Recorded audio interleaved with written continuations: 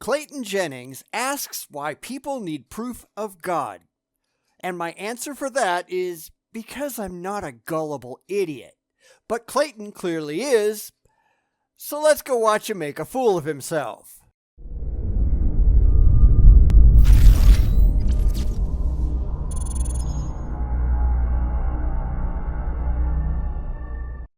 Clayton Jennings is an Indiana-based evangelical preacher, and in that, he's really no more sane than any other of these stage-hopping, donation-begging lunatics, making empty claims and expecting to be taken seriously by the religiously gullible.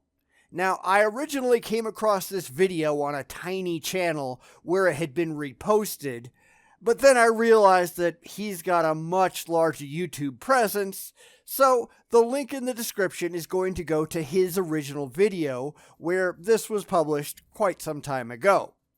So, does anyone need proof that God is real? Hell yes we do, and you should too. If you're anything like me, then there's been times in your life where you've wondered where God is, and you've even tried to put him in a box by saying, show yourself, give me some sort of sign, let me know that you're still there, and let me know that you have a plan for my life. Not still there at all. Now, sure, there was a point in my life where I did exactly that, when I had realized just how empty religion in general was, Christianity in particular, and I really wanted to believe in God, but I could find no rational justification to do so. So I spent plenty of sleepless nights praying for God to show himself, and of course, nothing happened. Now, in retrospect, I recognize today that the whole thing was just silly. It is irrelevant how much I wanted God to be there, because God is either real or he's not, and my desires have nothing at all to do with it. And guess what? It doesn't matter for you either. The famous film director Woody Allen once said that he'd believe in God if God would just give him a great sign like increasing his bank account overnight. And you notice that Woody Allen is still an atheist, right? Because no matter what he might say about God in comedy, God still hasn't provided him any reason to take his existence seriously. God ought to get on that. It's like we try to make some deal with God and we say, I'll believe in you and I'll serve you if you just do this, this, this, and that, and you prove yourself to be true. I would never serve the God of the Bible because the God of the Bible is a complete asshole.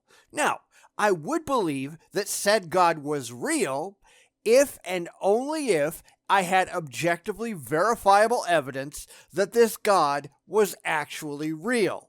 But as with Woody Allen, God hasn't provided, therefore I remain an atheist. But people questioning Jesus and asking for a sign is nothing new to him. 2,000 years ago, John chapter 6 tells us the people around him said, what kind of sign will you do that'll make us believe? And nearly 2,000 years later, we're still waiting. Maybe Jesus ought to get his backside in gear. Or maybe, just maybe, Jesus just isn't real. The crazy thing is, the day before they had seen Jesus perform a miracle when he fed 5,000 people with just a little bit of food from some young boy's lunchbox.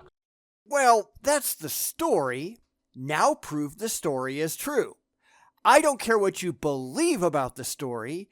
I care how you can show that the story ever actually happened. And that's why the religious can never actually convince the non-believers of anything, because they've got faith and nothing else. We want facts and nothing else. The religious have to do a lot better than that. You see, for most people, it's never enough. They just want a little bit more and a little bit more, and they're always questioning God. And my question for you is simple. When's it going to be enough for you? When is there going to be anything at all? This isn't about there being enough. It's about there being anything of any kind, period. Because the religious have not presented one shred of evidence of any kind that their God, the God they worship, actually exists in the real world. Not one shred.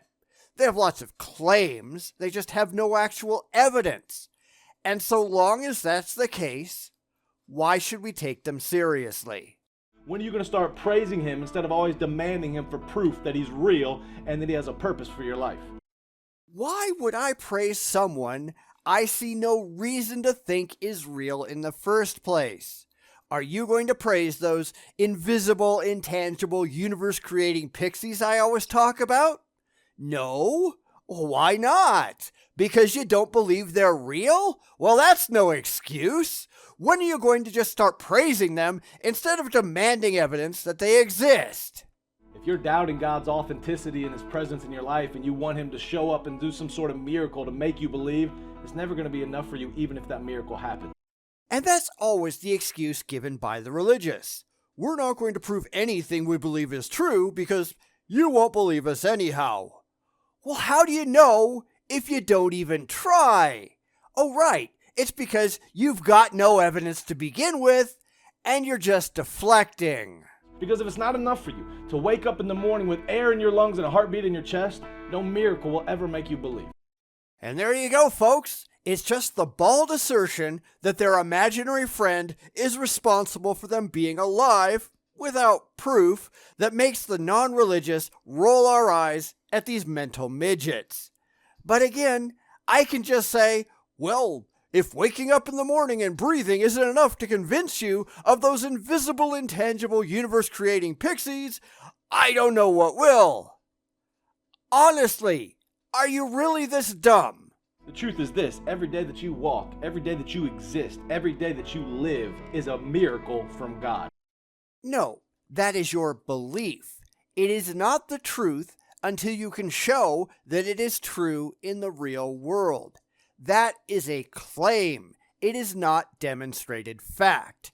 Just because you really want it to be true, that doesn't make it true. This is his creation, and the simple fact that he allows us to play a small part in it should drive us to our knees where we say, we don't need a sign from you. You've already done enough. Now we just want to praise you and we want to live for you. Which is the stupidest damn thing I've heard in a long time. You're taking a bald assertion that this God thing of yours is real, something that you have no means whatsoever to objectively demonstrate is true, and then you figure, hell, why bother to verify any of this? It makes me feel good, so yeah, just get on your knees and talk to yourself because that's what I want people to do.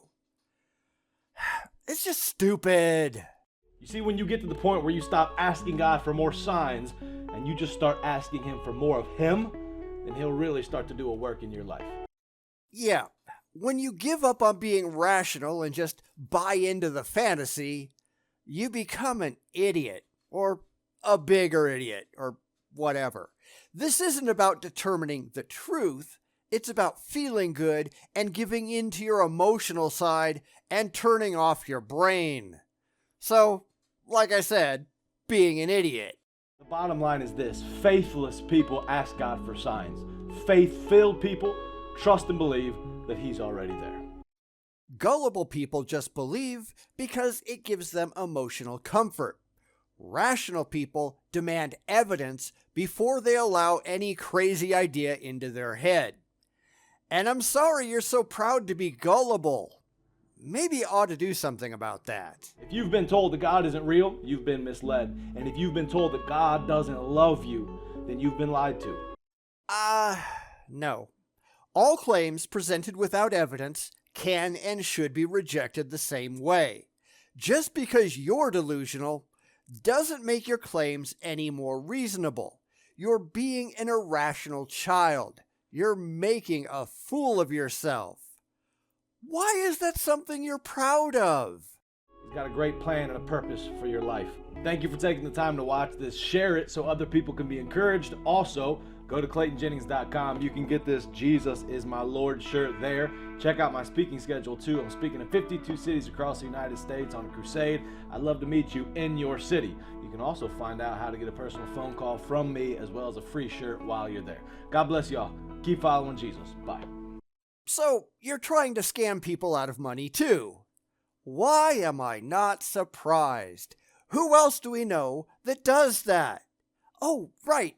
Tons of people. It's how religious apologists roll. They make a lot of empty claims about things they have no evidence for, and then they want people to buy their merch.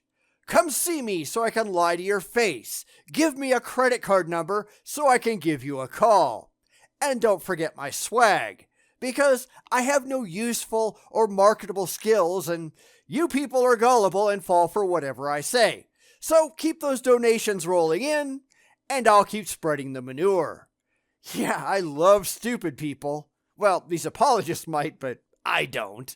That's why I call them out on their BS, because this entire video is intellectually vapid and absurd, and someone like Clayton Jennings either doesn't know how dumb it all is, or doesn't care.